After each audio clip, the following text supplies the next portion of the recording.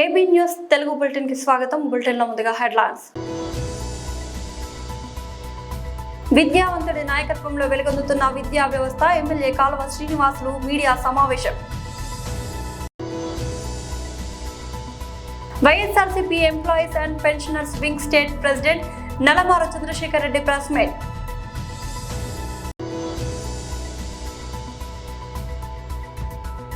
ఆమిన్పూర్ బ్రీహా స్కూల్లో ఏర్పాటు చేసిన మీడియా సమావేశం.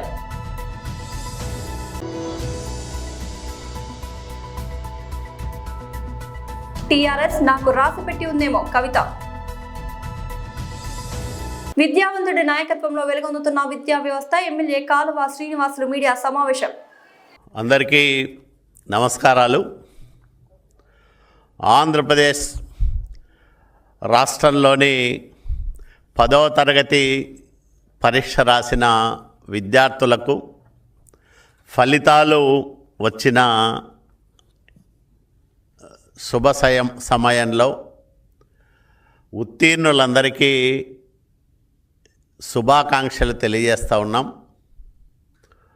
ఈ రాష్ట్రంలో విద్యాశాఖ మంత్రిగా నారా లోకేష్ బాబు గారు బాధ్యతలు చేపట్టిన తర్వాత విద్యా వ్యవస్థలో సమూలమైన మార్పులు తీసుకొస్తూ వినూత్నమైన సంస్కరణలను ప్రవేశపెడుతూ వచ్చిన ఫలితంగా 2 సంవత్సరాల కాలంలో గణనీయమైన మార్పులను విద్యా వ్యవస్థలో మనం చూడగలుగుతూ ఉన్నాం.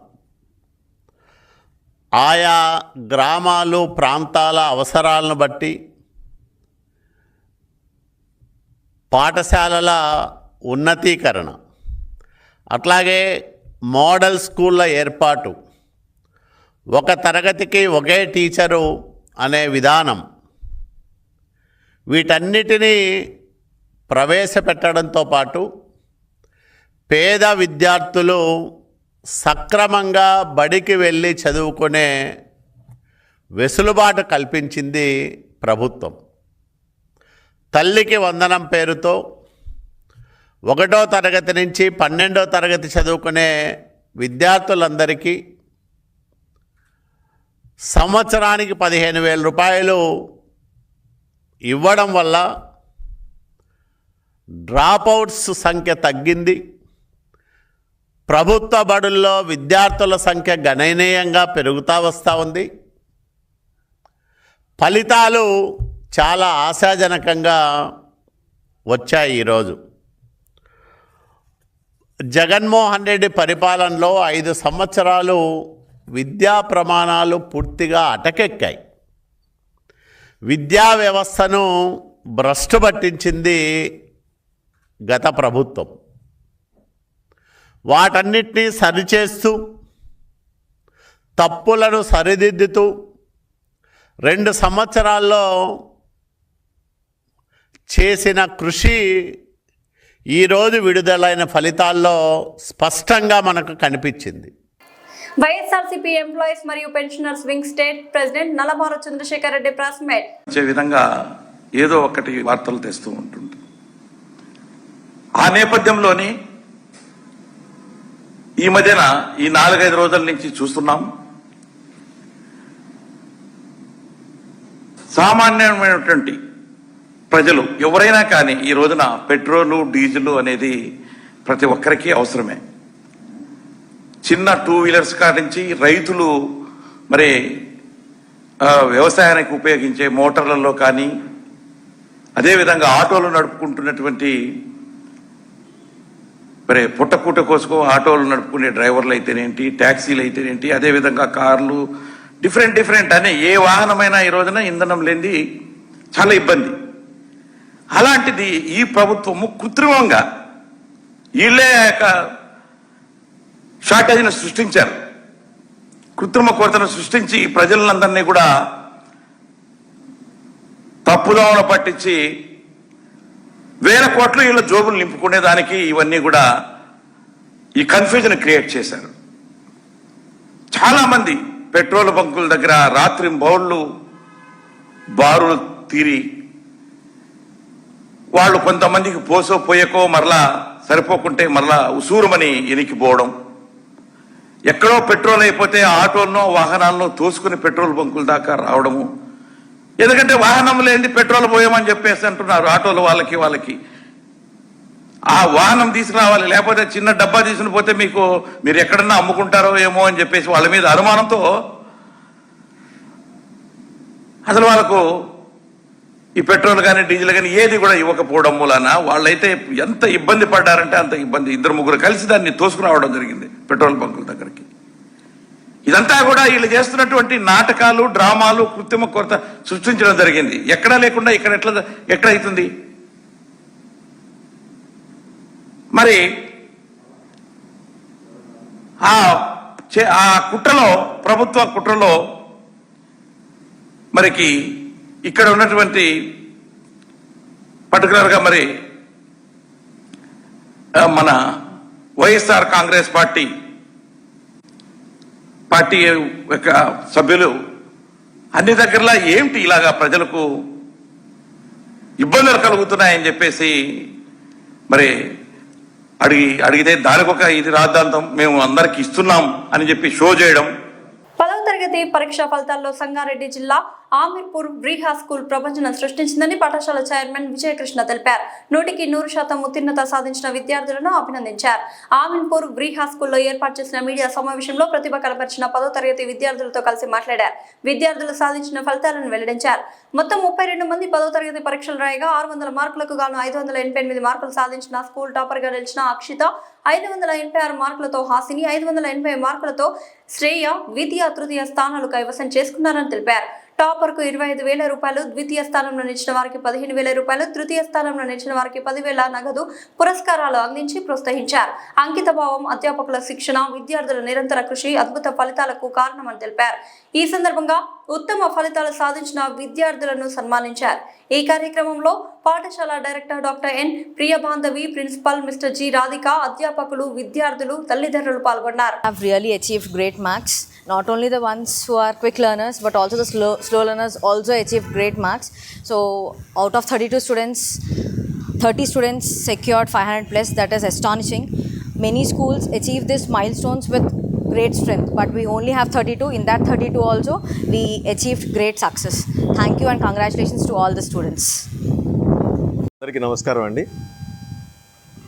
2026 తెలంగాణ ఎస్ఎస్సి పబ్లిక్ ఎగ్జామినేషన్లో అమీన్పూర్ బ్రీహా స్కూల్ విద్యార్థులు చాలా అద్భుతమైనటువంటి ఫలితాలు సాధించారని తెలియజేయడానికి సంతోషిస్తున్నాం.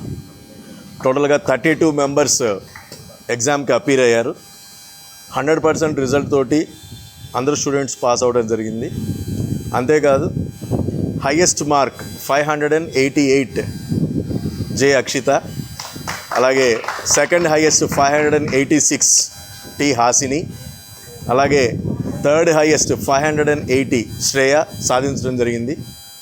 అంతేకాకుండా 570 ఆ పైన మార్కులు సాధించిన వాళ్ళు ఈ ముగ్గురితో కలిపి 11 మంది ఉన్నారు.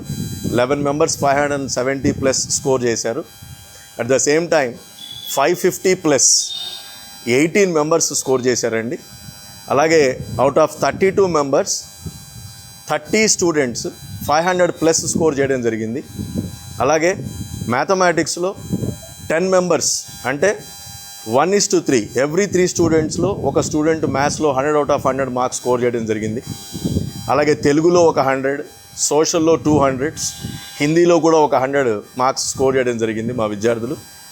దీనికి కారణం ఆ డెడికేటెడ్ టీచర్స్, వాళ్ళ యొక్క ప్లానింగ్ కానీ వాళ్ళ యొక్క ఎగ్జిక్యూషన్ కానీ పర్ఫెక్ట్గా ఉండడం, అలాగే స్టూడెంట్స్ తాలూకు డిసిప్లిన్, టీచర్స్ చెప్పింది శ్రద్ధగా వింటూ వాళ్ళు ఇచ్చినటువంటి ఇన్స్ట్రక్షన్స్ని తూచా తప్పకుండా ఫాలో అవుతూ అద్భుతమైన ఫలితాలు వాళ్ళు సాధించారు.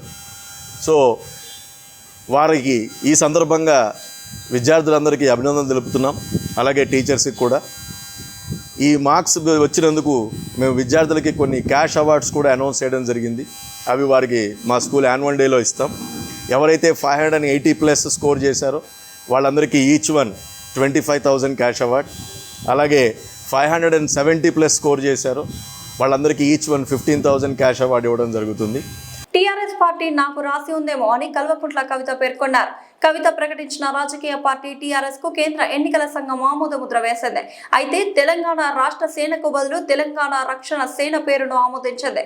టీఆర్ఎస్ పార్టీకి అనుమతిస్తూ బంజారాహిల్స్ లోని కవిత నివాసంలో ఎన్నికల సంఘం అధికారులు ఆమెకు లేఖను అందజేశారు. ఈ నేపథ్యంలో టీఆర్ఎస్ కు ఆమోదం తెలపడంపై కవిత ఎక్స్ వేదికగా స్పందించారు. తొలుత తాను సూచించిన తెలంగాణ రాష్ట్ర సేనకు బదులు తెలంగాణ రక్షణ సేనకు ఈసీ ఆమోదం తెలిపింది.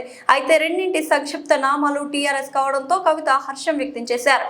తెలంగాణ రక్షణ సేన టీఆర్ఎస్ కు కేంద్ర ఎన్నికల సంఘం ఆమోదం తెలిపిందని తెలంగాణ సమాజానికి తెలియజేస్తున్నారు. టీఆర్ఎస్ కు ఆమోదం లభించడం సంతోషంగా ఉంది.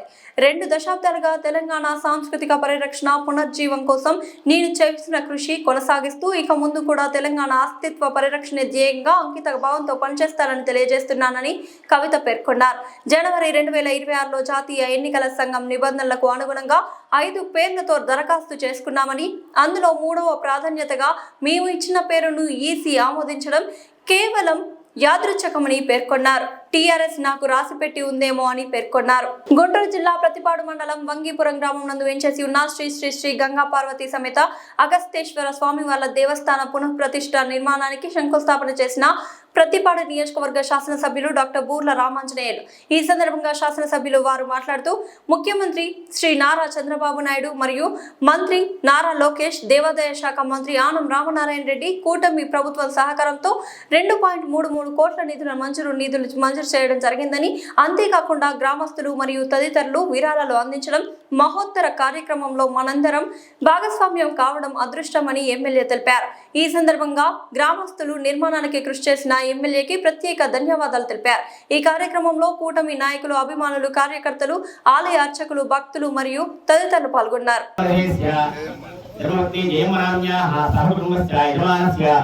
జన్మ నక్షత్రవశాతు జన్మ లగ్నవశాతు జన్మ రాశివశాతు జన్మ అంశవశాతు నామ నక్షత్రవశాతు నామ లగ్నవశాతు నామ రాశివశాతు నామాంశవశాతు ఏ గ్రహాः ఐష్టస్థానావళీ సమేత అగస్తేశ్వర స్వామి అనుగ్రహ ప్రసాదేన సంపూర్ణ ఆరోగ్య సిద్ధ్యర్థం ఉన్నత పదవీ యోగ్యతాసిద్ధ్యర్థం ఈ అగస్తేశ్వర స్వామి సిద్ధ్యర్థం పూజాంచరిష్యే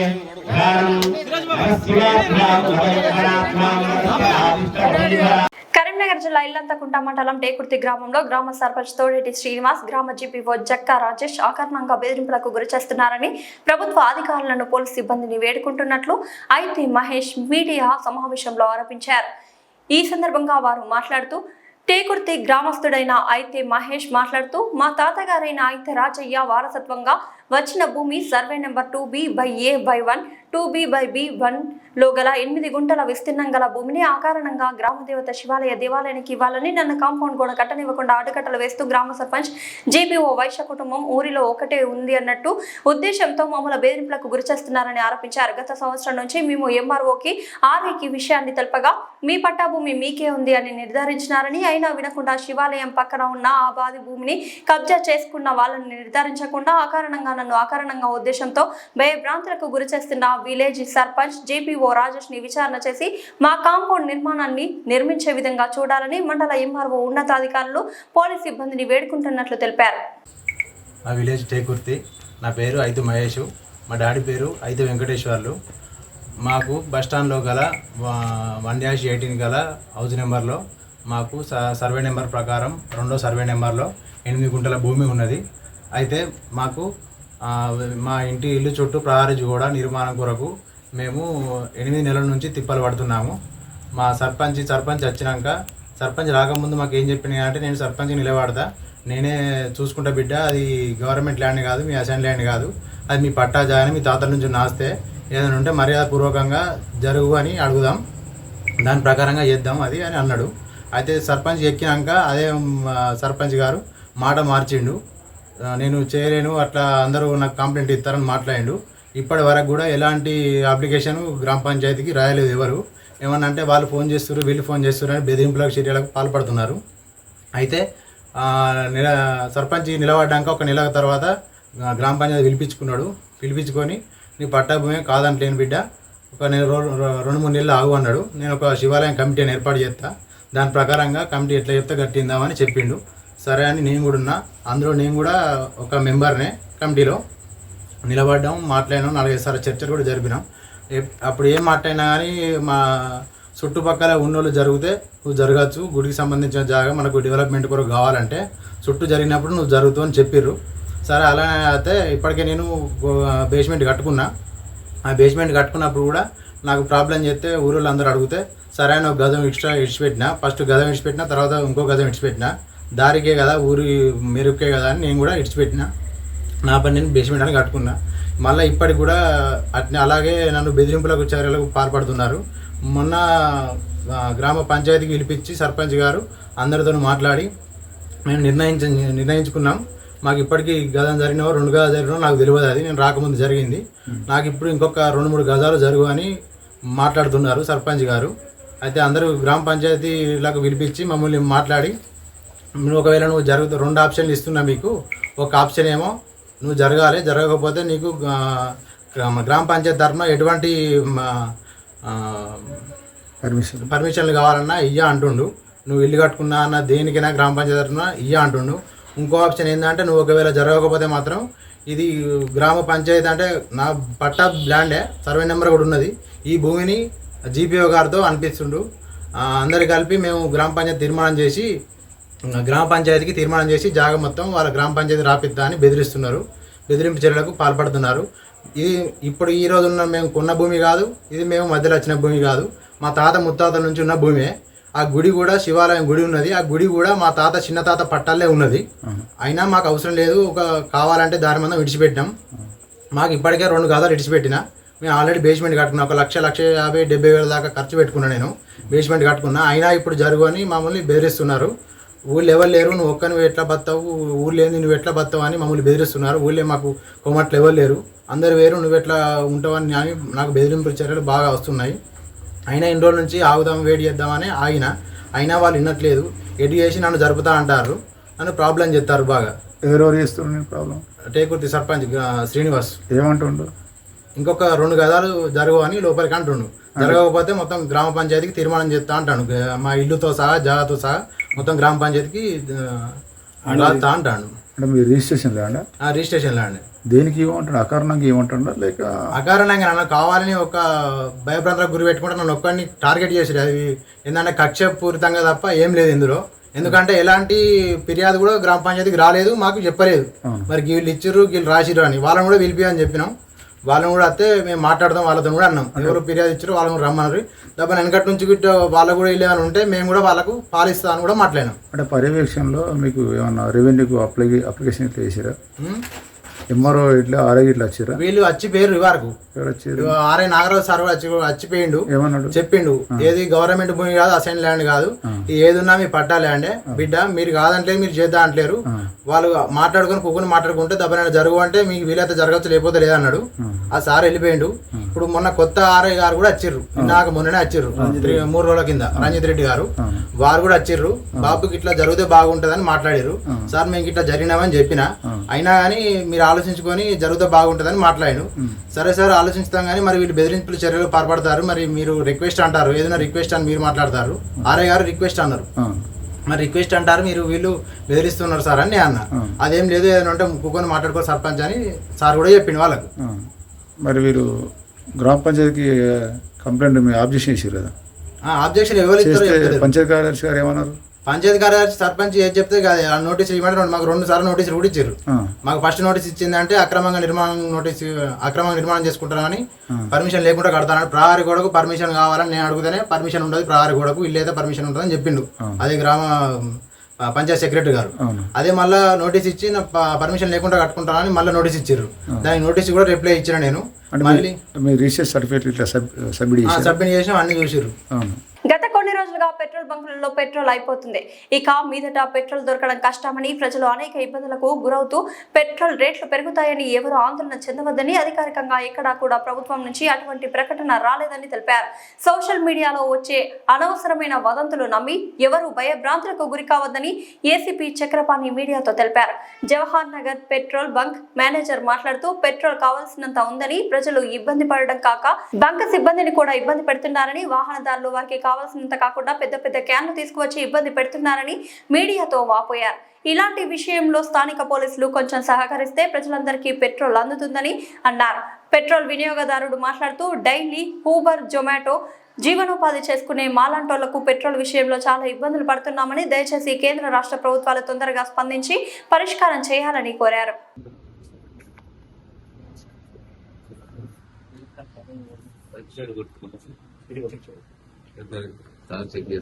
అంటే ఫ్యూయల్ వాల్యూ ఇప్పుడు 2192 అని ఉంది కదా, అంటే అలా ఉన్నట్లా 2200 ఉంచాలి, లేకపోతే లాక్ అయిపోతుంది. అంటే జీరో పెట్టొద్దు, జీరో పెడితే మళ్ళీ పంపులు హైట్ అని ఉంది. ఏంది ఇది? అది లేదు sir, average. Next fuel height ఉంది, తర్వాత అదే సార్ పై మొత్తం స్టాక్ సార్. ఇది సెకండ్ ఇవన్నీ ఉన్నాయి కదా, అది 50% ఇచ్చారు అనుకోండి. టెంపరేచర్ విలేజ్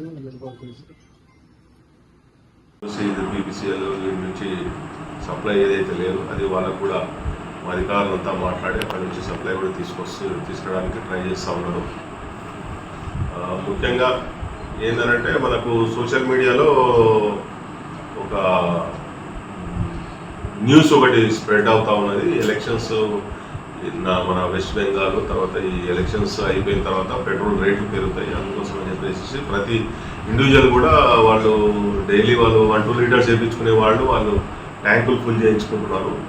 అందుకని మేము అందరికీ ప్రజలందరికీ మేము అప్పీల్ కూడా చేయడం ఏం జరుగుతుందనంటే, మా అధికారుల సూచనల మేరకు మేమంతా ఇలాంటి మన అంటే పెట్రోల్ రేట్లు పెరిగే ఏదైతే ఎలాంటి అధికారికంగా ఎలాంటి సూచనలు లేవని చెప్తా ఉన్నారు. కాబట్టి ప్రజలందరూ కూడా ఎలాంటి ప్యానిక్ గురి కాకుండా వాళ్ళు రెగ్యులర్గా ఏ విధంగా అయితేనే వాళ్ళు చేస్తూ ఉన్నారు అదేవిధంగా వాళ్ళు యూసేజ్ అనేది పెట్రోల్ కానీ డీజిల్ కానీ ఆ విధంగా చేయగలరని మా యొక్క అప్పీల్ ఇది.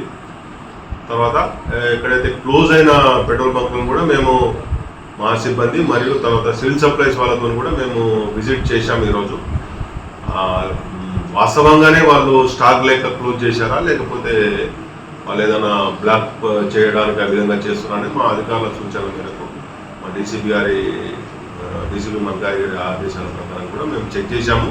ఫిజికల్గా పోయి నేను చెక్ చేశాను, మా ఇన్స్పెక్టర్ చెక్ చేశారు, తర్వాత అందరూ ఎస్ఐలు కూడా పంపించేసి అన్ని బంకులు ఏవైతే క్లోజ్ అయ్యాయో అవన్నీ చెక్ చేశాము. మేము ఫిజికల్గా చెక్ చేసి అక్కడ మనకు మీటర్ రీడింగ్స్ కూడా చెక్ చేయడం జరిగింది. తర్వాత మేము సివిల్ సప్లైస్ వాళ్ళతో కూడా కోఆర్డినేట్ చేసుకొని వాటిని చెక్ చేపిస్తూ ఉన్నాము. బ్లాక్ మార్కెటింగ్ అవుతా ఉన్నాయని కూడా అంటున్నారు. ఏదైతే ఈ ప్రాపగండా నడుస్తూ ఉందో అవన్నీ అవాస్తవాలు. ప్రజలు నిజాలు తెలుసుకొని దాని ప్రకారంగా నడుచుకోవాలని మేము అప్పీల్ చేస్తా ఉన్నాం. Thank you. బులెటిన్ ముగించే ముందు హెడ్లైన్స్ మరోసారి. విద్యావంతుడి నాయకత్వంలో వెలుగొందుతున్న విద్యా వ్యవస్థ, ఎమ్మెల్యే కాలువ శ్రీనివాసులు మీడియా సమావేశం. YSRCP employees and pensioners wing state president Nalamaru Chandrashekar Reddy press meet.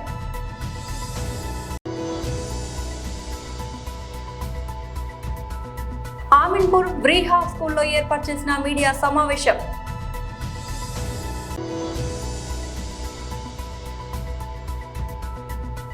TRS నాకు రాసి పెట్టి ఉందేమో కవిత. ఇది వాళ్ళ బులెటిన్ అప్డేట్. మరొక బులెటిన్లో మళ్ళీ కలుద్దాం. అంతవరకు సెలవు.